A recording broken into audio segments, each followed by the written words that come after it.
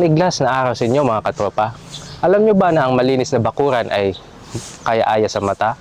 Pero alam nyo rin ba na ang maling paraan ng pagtatapon ng basura ay maaaring mauwi sa sakuna? Tingnan nyo po ito. Kapag mahangin, ang mga maliliit na baga mula sa inyong siga ay pwedeng liparin sa bubong ng kapitbahay o sa mga tuyong damo sa malapit. Sa isang iglap, ang munting apoy na akala nyo ay kontrolado ay pwedeng maging isang malaking sunog na mahirap nang sugpuin. Huwag hayaan ang iyong paglilinis ay mauwi sa sakuna. Maging mapagmatsyag at laging unahin ang kaligtasan ng pamilya at komunidad. Kaya naman, heto ang mga ligtas na paalala mula sa BFP Huban.